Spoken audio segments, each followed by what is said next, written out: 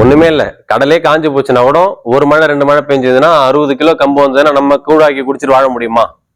வாழலாம்ல. 60 kilo கம்பு கிடைச்சா நமக்கு தேவையான ஒரு 4 மாசத்துக்கு ஓட்ட முடியுமா? ஒரு 4 பேர் கொண்ட குடும்பத்துக்கு. அப்ப இன்னைக்கு நம்மளை தற்காத்துக்கூடிய ஒரு நிலையை நம்ம யோசிக்கணும். இப்ப இந்த ரசாயனத்தோட விளைவு தான் இன்னைக்கு நம்ம விதை மாறிச்சு. நீங்க இந்த விதையை போட்டு நம்ம விதை நட்டனாலும் எதுவுமே தேவையில்லை, எந்த ரசாயனமும் தேவையில்லை, எருவு போட்டா போதும், குப்பை போட்டா விளைஞ்சிருந்தது. அப்போ நம்ம எந்த விதையை கொடுக்குறான்னும் போது அந்த விதையை வீரியமான விதையா மாத்தி கொடுக்குறாங்க. அப்ப அதுக்கு நீங்க கொடுக்குற எருவோ மத்ததும் பத்தாது.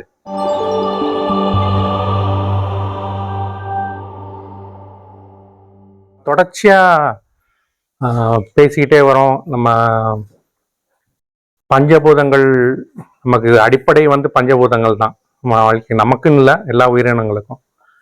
பூமி, காற்று, நீர், நெருப்பு, ஆகாயம். இந்த நம்ம வாழ்ற காலகட்டத்தில் பார்த்தீங்கன்னா அது எந்த அளவுக்கு மாசுபடுத்த முடியுமோ மாசுபட்டுக்கிட்டு இருக்கு. அதிகமாகிட்டே தான் இருக்க தவிர குறையலை. அதனால நமக்கு சந்திக்கிற பிரச்சனைகள் நிறைய வாழ்வாதார பிரச்சனைகள் இருக்கு. நம்மளோட உடல் நலம், மண் நலம் எல்லாமே அதிகமாக பாதிச்சுக்கிட்டே இருக்கு. இதை பற்றி தொடர்ச்சியாக நம்ம பேசிக்கிட்டே இருக்கோம் இங்கே நிகழ்ச்சி நடத்தி. ஏன்னா இதை பேச வேண்டிய கட்டாயத்தில் இருக்கோம். எல்லாத்துக்கும் நிறைய பேருக்கு இது போய் சேர வேண்டிய விஷயமா இருக்கு. அதனால் தொடர்ச்சியாக பண்ணிக்கிட்டே இருக்கோம். இன்னைக்கு பயிற்சி இந்த பருவநிலை மாற்றங்கிறது பேசிட்டு இருக்கோம்.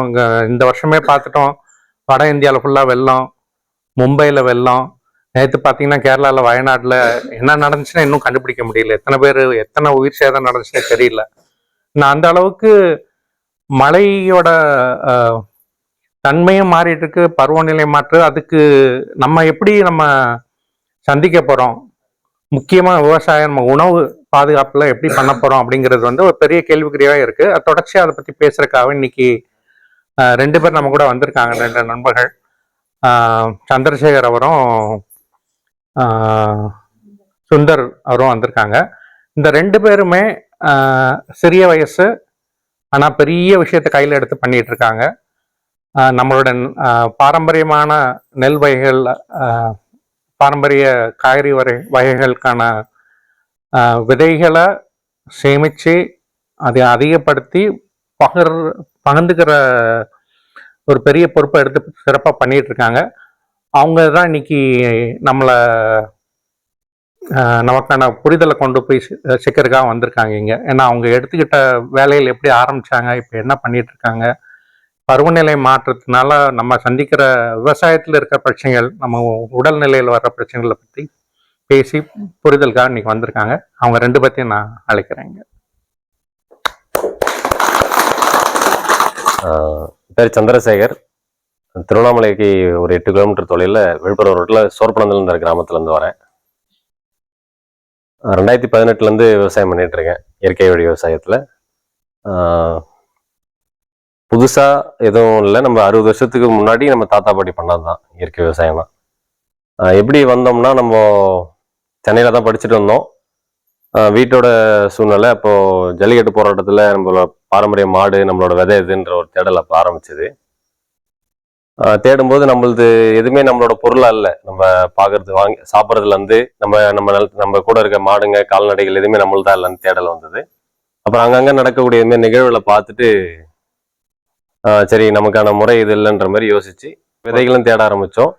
அப்புறம் வீட்டில் பெற்றவங்களோட உடல்நிலையும் ரசாயன விவசாயத்தில் எந்த விதமான லாபமும் நமக்கு இல்லைன்னு தெரியுது. கரும்பு இதெல்லாம் நடவு செஞ்சு கஷ்டப்பட்டு ஒரு கடனில் தள்ளப்படுற ஒரு சூழ்நிலை ஆயிடுச்சு. அப்போ உடல் ரீதியாகவும் முன்னுக்கு வர முடியல, பொருளாதார ரீதியாகவும் நம்மளால வருமான ரீதியாகவும் முன்னுக்கு வர முடியலன்ற சூழ்நிலை தெரிஞ்சுது. சரி, அதனால நம்ம வீடு நோக்கி கூட இருக்கணும்ன்ற ஒரு மனநிலையில 2018 நம்ம கிராமத்தோட வந்துட்டேன். சரி வந்துட்டோம், ஏதோ சம்பாரிச்சிட்டுலாம் வரல, படிப்பு முடிச்சு அப்படியே வந்தோம். எப்படி கிராமத்தோட நம்ம இருக்கிறது, அதுவும் ரசாயனம் பயன்படுத்தக்கூடாது, படிச்சுட்டோம், ஒரு சின்ன அறிவு நமக்கு கிடைச்சிருக்கு. சரி இதுக்கு முன்னாடி பண்ணது நல்லா பண்ணியிருக்காங்க, எதனால இந்த மாரி ரசாயன விவசாயத்துக்கு நம்ம வந்தோன்ற ஒரு கேள்வியோட எப்படி ஏன் இந்த மாற்றம் வந்ததுன்றதுக்காக யோசிச்சு நம்ம இந்த இயற்கை விவசாயம் பண்ணணுன்றதா வந்துட்டோம். அப்போ இன்னைக்கு பணம் இல்லைன்னா நம்ம வாழ்வாதாரம் இருக்காது இல்லைங்களா. அப்போ அந்த அடிப்படையில் நான் வந்த சூழ்நிலையில கொஞ்சம் குடும்பத்துல இருக்க கடனோட வீடு கட்டின கடன் எல்லாருக்குமே இன்னைக்கு அந்த சுமையை நோக்கி தான் ஓடிட்டு இருக்கோம். அப்ப அதை நோக்கி வரும்போது தினசரி வருமானத்துக்காக கீரை காய்கறி அது மாதிரி உற்பத்தி பண்ணி அருகாமையிலுக்கு சந்தையில கொடுக்க ஆரம்பிச்சேன். அதுக்கப்புறம் விதையும் வந்து தேடலா பரவலாக்கம் பண்ணி தேடணும், நிறைய கிடைச்சது உள்ளூர்ல இருக்கிறாங்கள். அதை உற்பத்தி பண்ணி விற்பனைக்கு அளவுல பகிர்றதுக்கு உள்ளூர்ல கொடுக்குறது அது மாதிரி கொடுத்துட்டு இருக்கோம் தொடர்ந்து. இப்போ அதுக்கப்புறம் நண்பர்கள் நம்ம மட்டும் செய்யல, நிறைய நண்பர்களோட சேர்ந்து அண்ணா உழுதோன் சுந்தர்னு சொல்லுவாங்க, இன்னும் வேலூர்ல நண்பர்கள் இருக்காங்க, ஒரு அண்ணன் பாண்டிச்சேரி, அது மாதிரி ஒரு கிட்டத்தட்ட தமிழ்நாடு அளவுல இன்னைக்கு ஒரு ஒரு மாவட்டத்திலையும் குறைஞ்சது ஒரு 10-20 நபர்களாவது இன்னைக்கு உருவாயிருக்கும் இந்த விதைகளை தேடி. அப்போ இன்னைக்கு தலைப்புல இருந்து பாத்தீங்கன்னா ஆடிப்பட்டம் தேடி விதைக்கணும் அப்படின்றதே நம்ம போன வருஷமும் நம்ம நடத்தியிருந்தோம், ஒரு சில பேர் வந்திருப்பீங்க. அப்ப இந்த ஆடிப்பட்டம் தேடி விதைக்கணும் அப்படின்னா நம்ம காலங்காலமா ஆடி மாசம்னா என்னென்ன விதை போடுவீங்க, ஒரு வீட்டு தோட்டத்துல என்னென்ன விதை போடுவீங்க சொல்லுங்க. பெரும்பாலும் அந்த காயின்னு வருது இல்லையா, அவரைக்காய், பீக்கங்காய், புடலங்காய், இதெல்லாமே வந்து நம்ம ஊருக்கானதா பாரம்பரியமா இருந்துட்டே வருது. இப்ப அந்த ஆடி மாசம் ஆச்சுன்னா ஏதோ ஒரு இடத்துல இன்னைக்கு ஆடி மாதம்னா வீட்டுல போய் விதை எடுக்கிறீங்களா, உள்ளூர்ல விதை வாங்குறீங்களா, எல்லாம் கடைக்கு போய் விதை வாங்குறீங்களா?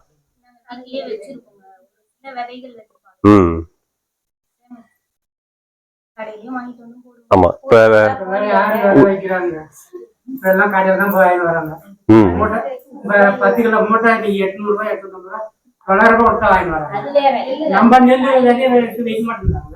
ஆமாங்க. இப்போ எல்லாருக்குமே நல்லா இருக்குங்கல்ல, விவசாய குடும்பம் தானே. சரிங்க. ரசாயனம் பயன்படுத்துறீங்களா, இயற்கையில இப்ப மாறி இருக்கீங்களா? ரசாயனம் இயற்கையில பண்றீங்களா ஐயா? சரிங்க. எல்லாருமே ஏதோ ஒரு நிலையில இருக்கோம், பிள்ளைங்களை படிக்க வைக்கிறதுக்காக கஷ்டப்படுறோம், இல்லைன்னா பெண்கள் கட்டி கொடுக்கறதுக்காக நிறைய குடும்பம் கஷ்டப்படுது, வீடு கட்டுறதுக்காக கஷ்டப்படுது. அப்போ நம்ம ஒரு கிராமத்துல ஒரு நடுத்தர குடும்பத்துல இருந்து நடுத்தர குடும்பம் இருக்கவங்க தான் நிறைய பேருமா இருக்கும். தினமும் ஒரு வருமானம் எடுக்கிறதுக்காகவோ ஏதோ ஒரு விதத்துல இருக்கிறோம், கஷ்டப்பட்டுட்டு இருக்கோம், தொழிலாளர்களாகவும் உழைப்பாளர்களாகவும். அப்ப நீங்க பாத்தீங்கன்னா அதுல இருந்து நம்ம இந்த நிலைக்கு தள்ளப்பட்டிருக்கோம். ஏன்னு பாத்தீங்கன்னா இப்ப நம்ம ரசாயனம் பயன்படுத்துறோம் இல்லைங்களா, ஒரு 60 வருஷத்துக்கு முன்னாடி வந்து பாத்தீங்கன்னா எதுவும் பயன்படுத்தாம தான் விவசாயம் பண்ணிட்டு இருந்தோம். இப்ப அந்த உலக போர்னு ஒண்ணு நடந்தது, இது ஒரு வியாபார தந்திரம் தான். சரிங்களா, நம்மள ஏன் இப்படி தள்ளப்பட்டாங்கன்ற ஒரு சின்ன காரணம், ஒரு சின்ன ஒரு வரலாறு மட்டும்தான் அது. உலக போர்ல வந்து மீந்த வெடியுப்புன்னு ஒண்ணு இருக்கு, அது வந்து அமோனியம் நைட்ரேட்னு சொல்லுவாங்க. சரிங்களா, அதை விற்கிறதுக்கு நிறைய தொழிற்சாலைகள் வந்து அவங்க உற்பத்தி பண்ணிட்டாங்க அந்த உலக போர்ல வந்து அமெரிக்காவில். அதை விற்கிறதுக்கு எந்தெந்த நாட்டுல எல்லாம் வெயில் காயுதோ அதை வந்து பயிருக்கு பயன்படுத்தலாம்னு ஒரு விஞ்ஞானி சொல்லிட்டாங்க. அப்ப அந்த கட்டத்துல வந்து நம்ம ஊர்ல தான் வந்து 3 மாசம் 4 மாசம் பனி குளிரா இருக்கும். நம்ம நாடுகள்ல, இந்த ஆசிய கண்டத்துல, மற்ற அமெரிக்கா கண்டத்துல வந்து 3 மாசம் தான் வெயில் காயும். அப்ப வெயில் இருக்க இடத்துலதான் அதிகமான பயிர்கள் பன்மையங்கள் அதிகமா இருக்கும். எங்கெல்லாம் சூரிய வெளிச்சம் அதிகப்படுதோ அங்கெல்லாம் வந்து நிறைய வகையான தாவரங்கள் நிறைய இருக்கும். அப்ப அந்த இடத்த பார்த்து அவன் வந்து யூரியா வைக்கிறதுக்கு அங்க இருந்து கொண்டாந்து முதல்ல இது தூவுங்க நல்லா வளரும்னு சொல்லி கொடுத்தாங்க. நீங்க வயசானவங்க ஐயா இருந்தா தெரிஞ்சிருக்கும், ஆரம்பத்துல அம்மோனியம் தான் ஐயா கொடுத்தாங்க, அம்மோனியா உப்புன்னு சொல்லி தான் கொடுத்தாங்க. உப்புன்னு சொல்லி கொடுத்து அப்புறம் உரம்னு சொல்லி கொடுத்தாங்க. அப்போ உப்பை தின்னா தண்ணி கொடுக்கணுன்ற நம்மளோட அறிவு மற்ற இது எல்லாமே வந்து அவங்க பயிர் வளர்ச்சி இதை நோக்கி தான் போதே தவிர அந்த சிந்தனை வந்து நமக்கு அந்த கட்டத்துல வரல. உணவு உற்பத்தி பண்ணணும், கிராமத்துல ஒரு பொதுவான ஒரு நமக்கான ஒரு பண்பாடு இருக்கும். ஒரு ஆடிப்பட்டம் வருதுன்னா ஒரு முளைப்பாரி பார்க்கணும்னா ஊர்ல இருக்க பெரியவங்களோட சேர்ந்து எல்லாரும் சேர்ந்து, ஏன்னா எல்லாரும் ஒரே விதைய உள்ளூர் விதைய ஒரே விதைய வச்சிருந்தோம், எல்லாரும் சேர்ந்து முளைப்பு பார்ப்பாங்க. அந்த சித்திரை மாசத்துல இருந்து அந்த ஆடி மாசத்துக்குள்ள ஒரு விதை திருவா ஏதோ ஒரு கோயில் திருவிழா அதுல முளைப்பாரி வைப்பாங்க. அந்த முளைப்பாரின்றது அந்த ஊருக்கான விதை சார்ந்ததா இருந்தது, பார்த்தோம் இல்லைங்களா நம்ம. அப்ப அந்த சின்ன சின்ன விஷயங்கள்லாம் நம்ம மறைஞ்சிட்டே வந்து கடைசியா இப்போ அவர் என்ன பயிர் பண்றாரோ அந்த பயிர் நம்ம பண்ற மாதிரி அன்னைக்கு எல்லாரும் ஒன்னா பண்ணோம். இன்னைக்கு அதே மாதிரியே மாறிடுச்சு இல்ல. ஒருத்தர் பயிர்ல ரசாயனத்தை வந்து இரவோட இரவா வந்து ரசாயனத்தை தூவிட்டு போயிடுவாங்களாம், அது கேள்விப்பட்டிருப்பீங்க. அது வளர்ந்ததை பார்த்து அடுத்த விவசாயிங்க வந்து மாறி நம்மளும் இதை போட்டா நல்லா இருக்குமே அப்படின்னு நினைச்சாங்க. அந்த ரசாயனத்தை வந்து நம்ம பாரம்பரிய அரிசி, நம்ம நெல், காய்கறி இதெல்லாம் வந்து அதிகம் எடுத்துக்காது, எதுக்குமே தேவையில்லை. அதுக்காகவே தான் விதையை மாத்தினாங்க. சரிங்களா, அவங்க வந்து ரசாயனத்தை விற்கிறதுக்காக நம்மளோட விதையை வந்து மாத்தி இப்ப அவங்களோட விதையை கொடுக்கணுன்றதால முதல்ல 5008ன்னு ஒரு நெல் வந்து உள்ள வந்தது. 5008 அப்புறம் 5020 வரிசையா வரும். இந்த நெல்லுலாம் வந்து நம்ம நெல் வந்து 6 அடி 7 அடி வளரும், நல்லா வைக்க சேரும். நீங்க ஒரு 2 கிலோ நெல்ல ஒரு ஏக்கர் நட்டீங்கன்னா 2 டிப்பர் வைக்க ஆகும். இன்னைக்கு நிலையில அன்னைக்கு அந்த அந்த வைக்கல நம்ம மாடு சாப்பிட்டு இருந்தது. இப்ப நம்ம வைக்க குறைஞ்சதால நம்ம மாடு கால்நடைகள் இல்லாம போச்சு. இப்ப நம்ம சோளத்தட்டு இல்லாம மானாவாரியில சோளம் கொல்ல மூடல சோளம் வரைச்சோம், கதிர் அறுத்துக்கணும், அடித்தட்டு வந்து காட்டுல விட்டோம், நடுல வந்து நம்ம மாட்டுக்கு சேமிச்சு வச்சு போட்டோம். அந்த விவசாய முறையே இந்த 3 விஷயத்துல தான் நம்ம சொல்லுவாரு. அடி காட்டுல, நடு மாட்டுல, நுனி வீட்டுல. இது வந்து தானிய பயிர்கள் எல்லாத்துக்குமே பொருந்தும். ஞாபகம் வச்சுக்கிறீங்களா? அத அடி காட்டுல, நடு மாட்டுல, நுனி வீட்டுல. இதுதான் விவசாய முறையே. இது ஆழமா புரிஞ்சுக்கிட்டீங்கன்னா நம்ம அந்த விவசாயத்துல இருந்து நம்ம விலக மாட்டோம். அப்போ விவசாயத்துக்கு ஆதாரமா இருக்கிறது பாத்தீங்கன்னா கால்நடை வந்து கால்நடை இல்லைன்னா நீ விவசாயம் பண்ண முடியுமா? கால்நடை கழிவுன்றது அந்த கழிவு சுழற்சியில வரும். கால்நடை கட்டி நம்ம பராமரிச்சாதான் அதுக்கான பயிர் சுழற்சி முறையில பண்ணாதான் நமக்கான மண் வளம் பெருகும். அதனாலதான் கால்நடை வளர்த்துருந்தோம். அப்போ அந்த நம்ம விதை என்னைக்கு போச்சோ, சோளத்தட்டா இருக்கட்டும், இந்த தானியமா இருக்கட்டும், எல்லாமே எப்ப போச்சோ அப்பயும் நம்ம கால்நடைகளும் கொஞ்சமா குறைய ஆரம்பிச்சது. இன்னைக்கு இருக்க நம்ம சீம மாடுங்க வந்து நம்ம தட்டெல்லாம் போட்டா மெல்ல முடியாது. அதால நம்ம இந்த பகுதிக்கான தொண்டை மண்டல மாடுங்க பார்த்தீங்கன்னா அந்த அளவுக்கு பலமா இருந்தது.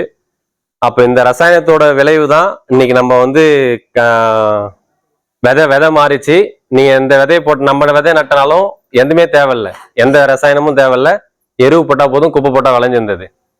அப்போ நம்ம எந்த விதையை கொடுக்குறான்னும் போது அந்த விதையை வீரியமான விதையா மாத்தி கொடுக்குறாங்க. அப்ப அதுக்கு வந்து நீங்க கொடுக்குற எருவோ மற்றதும் பத்தாது. அப்ப போய் நம்ம உரம் வாங்கிட்டு வந்து போடுறோம். அந்த உரம் போட்டோடனே பச்சை பசேல்னு வருது. ரொம்ப பச்சுன்னு இருக்கக்கூடிய தாவரத்துக்கு பூச்சி பிடிக்கும், பூச்சிங்க எல்லாமே விரும்பக்கூடியதா இருக்கும். அப்ப என்ன, பூச்சிங்க நிறைய வருது. அப்புறம் இன்னொன்னு சொல்லி கொடுத்தாங்க அவங்க நம்ம ரசாயனத்துக்கு அப்புறம், பசுமை புரட்சின்னு பேர் அதுக்கு. 1960க்கு அப்புறம் உருவாக்குனது பேரு. அதாவது விதையை மாத்தி நம்ம கையில ரசாயனம் யூரியா போட சொன்னாங்க இல்லையா, அந்த விளைவுக்கு வந்து பசுமை புரட்சின்னு அப்ப பேர் வச்சாங்க. பஞ்சம் வந்துருச்சு, எல்லாம் உரம் போட்டு நிறைய உற்பத்தி பண்ணாதான் நம்ம பசி ஆறோன்றதுக்காக ஒரு பின்பத்தை உருவாக்கி கொடுத்துட்டாங்க. ஆனா உண்மையான காரணம் புரிஞ்சுக்கங்க, அவங்க ரசாயனம் விற்கிறதுக்காக வந்தாங்க. சரிங்களா? இதை மட்டும் புரிஞ்சுக்கணும். ஏன்னா அவங்க கிட்ட நிறைய உற்பத்தி ஆச்சு, அதனால வந்தாங்க. அதனால நம்ம இவ்வளவு மாற்றோம். அதுக்கப்புறம் தான் பெட்ரோல் வந்தது, டீசல் கம்பெனி வந்தது, டிராக்டர் வந்தது, எல்லாம் வந்தது. அதுக்கப்புறம் தான் நமக்கும் கடன் வந்தது. உண்மைதானா? அப்ப அதுக்கு முன்னாடி வரைக்கும் கூடவே நோயும் நம்ம சேர்த்துக்கிட்டோம். ஏன்னா மகிழ்ச்சி இல்லை. நம்ம அத்தவங்களை பார்த்து அந்த ஒரு பின்பத்தை உருவாக்கி அவங்க இப்போ ஒருத்தர் மாடி வீடு கட்டிட்டாங்க, ஒருத்தர் நல்லா வளர்ந்துட்டாங்கன்னும் போது அவங்கள பார்த்து நம்ம போறோம் இல்லையா. அன்னைக்கு வந்து எல்லாருமே சமமா வந்தாங்க. ஒரு தலைவர்ல இருந்து ஒரு ஒரு நடுத்தர மக்கள் வரைக்கும் எல்லாருமே சமமா இருந்ததால அந்த போட்டி பொறாமன்றது இல்லாம போச்சு. அப்ப இந்த ஒரு தாக்கம் உருவானதுக்கு அப்புறம் தான் நமக்குள்ள அந்த ஏற்றத்தாழ்வுன்றதும் மற்ற இதுவும் எல்லாமே உருவாகி நம்ம எல்லாத்துக்கும் தள்ளப்பட்டிருக்கோம். அப்ப காரணம் வந்து நம்ம ஆழமா புரிஞ்சுக்கிட்டு தான் நம்ம இந்த ஒரு சின்ன ஒரு இது சொல்றோம். இந்த விதைக்கும் இந்த நம்ம இப்ப இருக்க நிலைமைக்கும் ஒரு சின்ன ஒரு அவங்களோட வெளிநாட்டுக்காக ஒரு வியாபார தந்திரம், அவங்களோட தந்திரத்தால் நம்ம வந்து இன்னைக்கு நம்மளோட அறிவு சுரண்டப்பட்டிருக்கு. இதுல இருந்து மீண்டு வர்றதுக்கான ஒரு முயற்சியா தான் தொடர்ந்து நம்ம நடத்திட்டு இருக்கோம். அதனாலதான் திரும்ப நம்ம இந்த விதையை கையில எடுத்தோமா, நம்ம வரும் தலைமுறைக்கு வந்து நோய் இல்லாத ஒரு நல்ல சுற்றுச்சூழலை விட்டு போகன்றதுக்காக தான் இந்த விதையை நம்ம வந்து எடுத்துக்கிறோம். சரிங்களா? அப்போ இந்த விதையில இருந்து நம்ம துவங்குறோம்னா, நீங்க ஒரு பயிர் சாகுபடி பண்ற முறையை அவங்க சொல்லி கொடுத்துட்டு போயிட்டாங்க. வெறும் பருத்தியா போடு, ஒரு நெல்லா போடு அப்படின்னு சொல்லி கொடுத்துட்டு போனதால தான் பிரச்சனையா இருந்தது. இப்ப நம்ம உதாரணத்துக்கு நம்ம மானாவாரி காட்டுலயோ இல்ல கடலைக்குழியில என்னென்னலாம் ஊடு பயிர் பண்ணுவீங்க? ஒரு உதாரணத்துக்கு சொல்லுங்க. துவரை, சோளம், அதாவது குறைஞ்சது ஒரு 10 பயிராவது பண்ணோம். சரிங்களா? இப்ப ஆடி மாசத்துல என்னென்ன பண்ணோம், கார்த்திகை மாசத்துல என்னென்ன பண்ணோம் நான் சொல்லிடுறேன். இப்ப வைகாசில இருந்து ஒரு ஆடிக்குள்ள மழை கிடைச்சதுன்னா நம்ம வந்து கடலை விதைச்சிருந்தோம். இது வந்து கடலைன்றதே நமக்கு இப்பதான் வந்தது. நம்ம வந்து விதை பாதுகாப்புக்காக நம்ம போட்டிருந்தோம். கடலை விதைப்போம், அது கூட கம்பு விதைச்சி பரவலா உழவு ஓட்டி வச்சிருவோம். சரிங்களா? அப்போ வந்து 62 நாள்ல 65 நாள்ல இருந்து 70 நாள்ல நமக்கு வந்து கம்பு உணவு கிடைச்சிரும். ஒரு ஏக்கருக்கு நீங்க 1 கிலோ விதை பரவலா விதைச்சிங்கன்னா கரெக்டான 1 மழை 2 மழை இருந்தாலே போதும், விளைஞ்சிரும். கடலை இப்ப எல்லாரும் வாடிட்டு இருக்கா, மழை இல்லாம. ஆடி மாசம் காத்து தான் அடிக்கும். நம்மளோட முறைன்றது ஒண்ணு வைகாசி முதல்ல விதைச்சு இப்போ இந்த பருவத்துக்கு இருக்கும், இல்லைன்னா ஆடி கொஞ்சம் கழிச்சு விதைக்கிற மாதிரியான இப்ப எல்லாமே மாறி போச்சு. நம்ம எதுவுமே சொல்ற நிலையில இல்லாம போச்சு. அப்போ நம்ம இந்த ஊடு பயிர்ல வந்து கம்பு விதைச்சோம். சாலை சாலையா பாத்தீங்கன்னா ஒரு 10 அடிக்கு இந்த அலங்கார சோளம்னு சொல்லுவோம், கேள்விப்பட்டிருக்கீங்களா? வயசானவங்க பார்த்துருப்பீங்க. அந்த சோளம்லாம் வந்து சாலையா போட்டிருப்போம், துவரை போட்டிருப்போம், மொச்சக்காய் சுத்தி போடுவோம். வீட்டு பந்தல்ல நம்ம அவரைக்காய், பூசணிக்காய், குப்பை மூட்டில் பூசணிக்காய், பீர்க்கங்காய் எல்லாமே போட்டிருந்தோம். அப்ப இவ்வளவு தூரம் நம்ம போடும்போது நம்ம காய்கறி வெளில வாங்க வேண்டிய அவசியம் இல்லை. நம்ம தானியமா இருக்கட்டும், பருப்பா இருக்கட்டும், சுவையான உணவுன்றது மானாவாரியில இருந்து கிடைக்கக்கூடிய பயிர் வகைகள்ல தான் சுவையான உணவு, நிறைவான உணவா இருக்கு.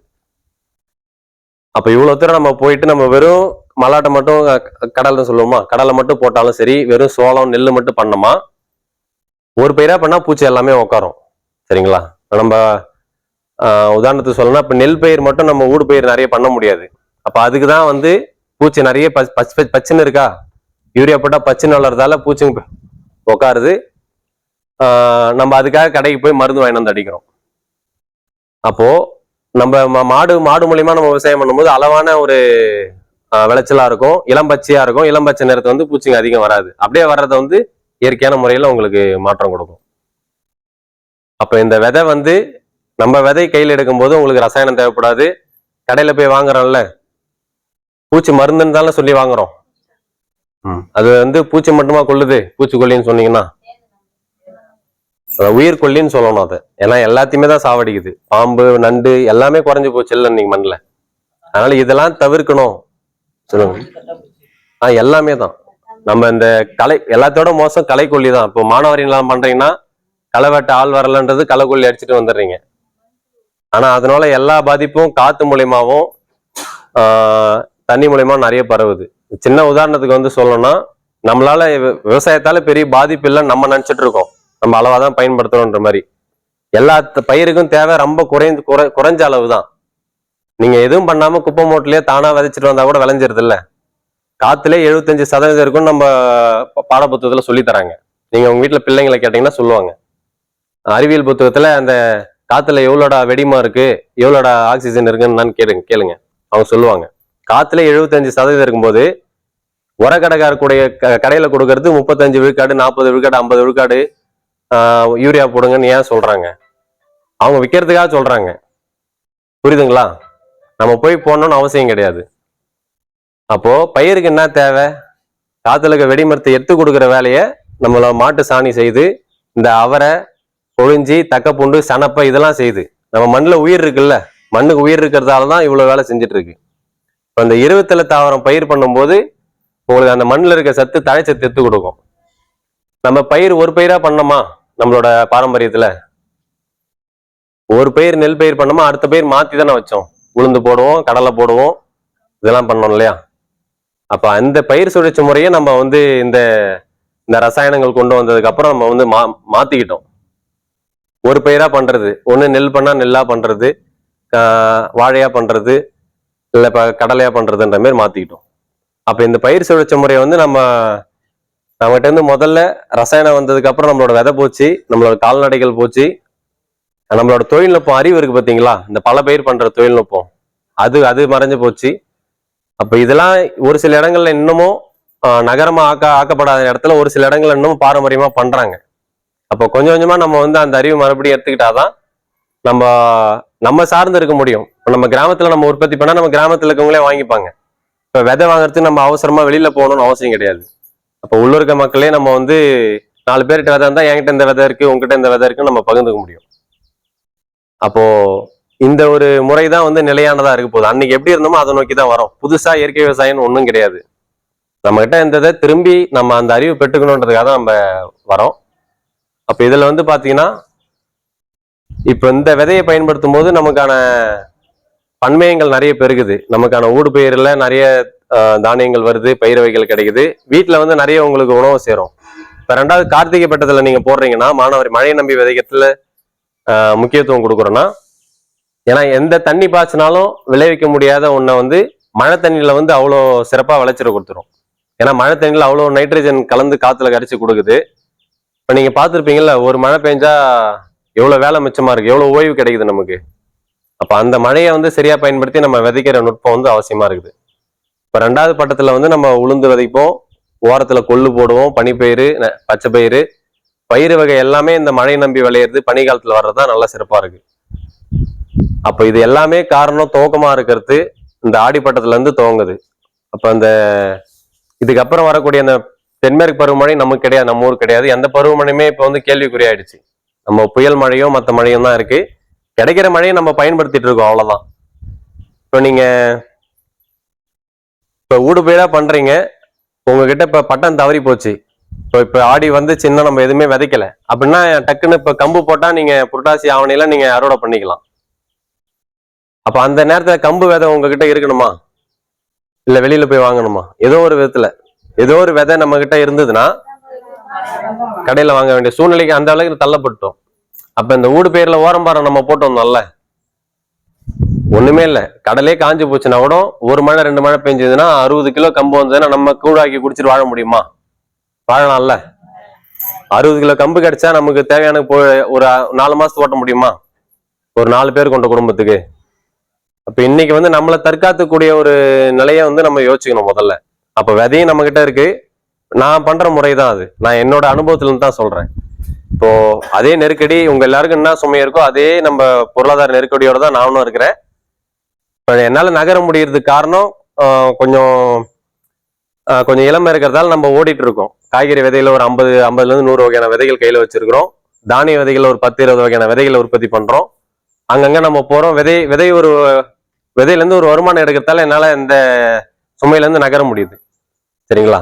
அப்போ படிப்படியான நம்மளோட வாழ்க்கை முறைன்றது நம்ம சிறுக சிறுக கட்டி பெருகுவாழன்ற மாதிரி தான் நம்ம பெரியவங்க சொல்லியிருக்காங்கல்ல. மற்றவங்கள பார்த்து இல்லாம நமக்கான குடும்பம் என்னவோ அதுக்கேற்ற மாதிரி வாழ்றதுக்கு இந்த இயற்கை விவசாயமும் இந்த நம்மளோட விதைகளும் வந்து அடித்தளமா இருக்கு இன்னைக்கு. இதுல இருந்தா நம்ம வந்து இந்த ஆடி மாசத்துல இருந்தா நம்ம வந்து அடுத்து வரக்கூடிய தை மாசி அறுவடை காலம் வரைக்கும் இந்த மழையை நம்பியும் இந்த பனியை நம்பியுமே வந்து நம்ம விவசாயம் பண்ணக்கூடிய முறையில முக்கியமா இருக்கிறது இந்த ஆடி மாதம் தான் இருக்கு. அடுத்ததா பாத்தீங்கன்னா இப்போ காய்கறிகள் வந்து முக்கியமா இப்ப இந்த கொடி காய்கறிகள் வந்து ஆடி மாசத்துல எல்லாம் போடுறோம். நம்ம பந்தல் பயிரா இருக்கட்டும், மற்ற செடி காய்கறிகளா இருக்கட்டும், ஒரு உள்ளூருக்குமே ஒரு ரகங்கள் நிறைய இருந்திருக்கு. அப்ப நீங்க பாத்தீங்கன்னா நம்ம ஊருக்கான கத்திரிக்காய் எண்ணெய், நம்ம ஊருக்கான அவரைக்காய் எண்ணெய், இது மாரி ரகங்களை தெரிஞ்சுக்கிட்டீங்கன்னா நீங்க அதை வச்சிருந்தாலே போதும், உங்களுக்கான அதை வந்து உணவு நீங்க உற்பத்தி பண்ணிக்க முடியும். சரிங்களா?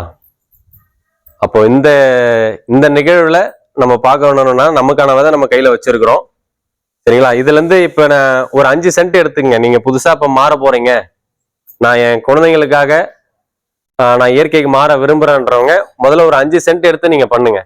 ஏன்னா இவ்வளவு கஷ்டப்படுறோம். நீங்க பயன்படுத்துற அந்த குருணை பியூரிடானோ மற்ற ஏதோ குருணை இருக்கு இல்லையா, அதுதான் இன்னைக்கு அதிகமான, அதுவும் களைக்கொல்லி, இதுதான் அதிகமான பாதிப்பு தருது.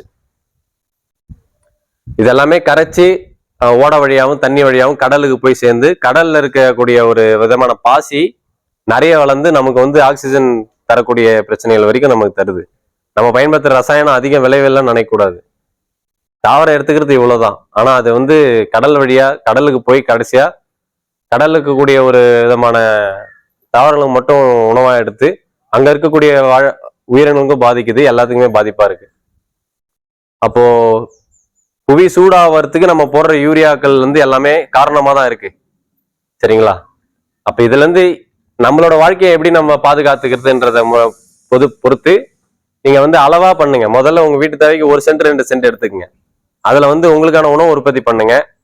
இந்த நம்ம பயன்படுத்துற இந்த களைக்கொல்லி, இந்த பியூரிடான், குருணை, இந்த வகைகள் தான் அதிகமான நச்சுத்தன்மை கொண்டதா இருக்கு. தெளிக்கிற மருந்து காத்து மூலியமா நிறைய பரவுது. அப்ப இதனால என்னென்ன பாதிப்பு அப்படின்னு பாத்தீங்கன்னா, நம்ம இவ்வளவு கஷ்டப்படுறதே நம்ம பிள்ளைங்களுக்கு, அதான் தலைமுறைக்காக தான். அப்ப தலைமுறைக்கு பிறந்த குழந்தையில இருந்து எல்லாத்துக்குமே இன்னைக்கு சுகர்ல இருந்து புற்றுநோயில இருந்து எல்லாமே பரவும் போது இவ்வளவு நாள் நம்ம கஷ்டப்பட்டதும் இவ்வளவு நாள் நம்ம சேர்த்து வச்சதும் வீண் தானே. நம்ம அடுத்த தலைமுறை கைமாற்றக்கூடியது நல்ல சூழலை தானே கைமாற்ற போறோம். அப்ப அவங்களுக்காகவாது நம்மள ஒரு கேள்வி இருக்குல்ல, என்ன விட்டுட்டு போக போறீங்க? நகையா, சொத்தா, வீடா, பணமா? சொல்லுங்க. நீங்க இதுக்கப்புறம் உங்ககிட்ட தான் நான் கேட்க போறோம். நீங்க சொல்லுங்க. ஏன்னா எல்லாரும் ஒரு மனப்பான்மையில் இருப்பீங்க, என் பிள்ளைங்க நான் இதை சேர்த்து வைக்கிறேன். ஏன்னா இதுல இருந்து கொஞ்சம் மாற்றம் வரணும் தான் இந்த அமைப்பு தொடர்ந்து இப்போ நான் பல்வேறு முயற்சிகள் எடுத்து தொடர்ந்து சொல்லி கொடுத்துட்டு இருக்காங்க. ஏன்னா கிராமங்கள் வாழ்ந்தாதான் நம்மளோட இந்தியா முழுக்க வாழணும் அன்னைக்கே காந்தி சொல்லிட்டு போயிருக்காங்க. ஏன்னா 9 லட்சம் கிராமங்கள் அன்னைக்கு இருந்தது, இன்னைக்கு எவ்வளவு இருக்குன்னு தெரியல நமக்கு. சின்ன உதாரணம் யோசிச்சு பாருங்க. இப்ப எல்லாத்தையும் தரமட்டமாக்கி நிலம் காடெல்லாம் வெட்டிட்டு பில்டிங் வீடு ஆகி போச்சு. சோறுக்கு எங்க போவோம்? திரும்ப அந்த வீடை இடிச்சுட்டு அந்த இடத்துல விவசாயம் பண்றதுக்கு எத்தனை வருஷம் ஆகும்? இல்ல காங்கிரீட் போட்டுட்டு ஒரு நிலத்தை காலி பண்ணி அங்க வீடு கட்டுறதுக்கு எவ்வளவு நேரம் ஆகும்? நீங்க சொல்லுங்க. எது எது வந்து உடனே மாறும்? புரியுதுங்களா? நம்ம நிலத்தை வந்து காங்கிரீட் எழுப்பி வீடு கட்டுறதுக்கு எவ்வளவு நேரம் ஆகும்? இல்ல அந்த வீடு கட்டினதை இடிச்சிட்டு நம்ம மறுபடியும் விவசாய நிலத்தமா மாத்துறதுக்கு எவ்வளவு நேரம் ஆகும்? எவ்வளவு காலம் ஆகும்? ரொம்ப ரொம்ப தூரம் ஆகும். நீங்க ஒரு முறை நகரம் ஆயிடுச்சு அப்படின்னா திரும்ப அது வந்து மாறாது. அப்புறம் என்ன பண்ணணுங்க? காடு மலைன்னு சுரண்டி அங்க அங்க மறுபடியும் அங்க நம்ம அழிக்க ஆரம்பிப்போம். இயற்கையோட விதி என்னதான், நம்ம என்ன பண்றோமோ அதான் திரும்பி கொடுக்கும். அதனால நமக்கான ஒரு உணவை வந்து நம்ம உற்பத்தி பண்ணிக்கிறதுல நம்ம ஆதாரமா இருப்போம். நம்ம அதனால தலைமுறைக்கு விட்டு போக போறது என்ன? ஒரு நல்ல சூழல் தான் விட்டு போக போறோம். சரிங்களா? ஒரு நல்ல கல்வி அறிவு, நீங்க ஒரு நல்ல படிப்பறிவு கல்வி அறிவு கொடுத்தீங்கன்னா எங்க போனாலும் பொழைச்சுப்பான். நீங்க சேர்த்து வச்ச நிலம் காப்பாத்தாது, பணம் காப்பாத்தாது, நகை காப்பாத்தாது, எதுவுமே காப்பாத்தாது. நீங்க ஒரு நல்ல அறிவு கொடுத்தீங்க, அவனுக்கான ஒரு உங்க நிலம் வச்சிருக்கணும்னா அவனுக்கு ஒரு அறிவு வேணும்ல. படிச்சிருந்தாதான் அந்த நிலம் ஏன் வச்சிருக்கணும்னு அவனுக்கு தெரியும். அப்போ அந்த படிப்பறிவோட இந்த நிலமும் நம்மளோட விதையும் இதுதான் அடுத்த தலைமுறைக்கு நம்ம தொடர்ந்து போகுது. நம்ம தாத்தா வச்சிருந்த விதை இன்னமும் வருது அப்படின்னு பார்த்து நம்ம அடுத்து கைமாத்த போறோம். வேற ஏதாவது இருக்குதா இதை விட வாழறதுக்கு? மனுஷன் வாழறதுக்கு 3 தேவை தானே. உணவு, உடுத்த உடை, இருக்க இருப்பிடம். இது 3 தான் அத்தியாவசியமானது. இதை தவிர்த்து மற்ற எல்லாமே வந்து நிலையானது கிடையாது. அப்போ நம்ம எது நிரந்தரமான வாழ்க்கை முறையோ அதை ஒட்டி தான் நம்ம வந்து இருக்கணும். அது எல்லாத்தையுமே துவக்கமாக தான் இந்த நம்ம விதையும் இந்த இயற்கை விவசாயத்துக்கு நம்ம இந்த விதை தான் அடித்தளமா இருக்கு. வேற எந்த விதைகளும் நம்ம எடுக்க முடியாது. கடையில வாங்கி போடுற விதை நீங்க திரும்ப போட்டா முளைக்குதா? முளைக்காதுன்னா ஏன் முளைக்கலன்னா அதோட மரபு இல்லை, அதுல வேற ஒண்ணும் கிடையாது. ஏன் இந்த விதையை பத்தி திரும்ப திரும்ப பேசுறேன்னா, நம்மலாம் யாரு? நம்ம தாத்தா பாட்டி நம்மளோட காலத்துல இருந்து வந்த மரபு.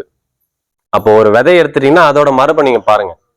அப்ப பாதுகாப்புற முறைன்றது நிறைய தொழில்நுட்பம். இன்னைக்கு நம்ம வீடு இருக்கு, பிளாஸ்டிக் கவர் இருக்கு, சேர்த்து பாதுகாப்பா வச்சுக்கிட்டோம். விதை எடுத்துக்கிட்டீங்கன்னா இப்ப நம்ம தாத்தா பாட்டி காலத்துல எதுவுமே கிடையாது இல்ல. அவ்வளோ மழை, அவ்வளோ வெயில், அவ்வளோ இயற்கை சூழலை கடந்து ஒரு விதை நம்ம கிட்ட வந்திருக்கு. அப்ப எவ்வளவு தொழில்நுட்பங்களை கையாண்டிருக்கோம். 2000-3000 வருஷமா இருக்க நெல் வந்து இன்னமும் ஒரு தலைமுறை இன்னமும் வீரியமா வருது. நம்மளோட பாரம்பரிய நெல்லாகட்டும் காய்கறிகளாகட்டும் பெரும்பாலும் பூச்சி தாக்குதலே வராது. அந்த அளவுக்கு எதிர்ப்பு திறமை கொண்டதா இருக்கு. பருவநிலை மாற்றங்களை இவ்வளவு சீற்றங்களை கடந்து நமக்கு வந்து தொடர்ந்து இப்ப விளைச்சல் வந்துட்டு இருக்குல்ல. நீங்க திரும்ப நம்ம போய் வாங்கணும்னு அவசியமே இல்லை. அதனால நம்ம இந்த இப்ப இருக்க வாழ்க்கை முறையில இருந்து மீண்டு வர்றதுக்கும் நம்ம கடன் சுமையில இருந்து மீண்டு வர்றதுக்கும் இந்த விதை வந்து அடித்தளமா இருக்கும்.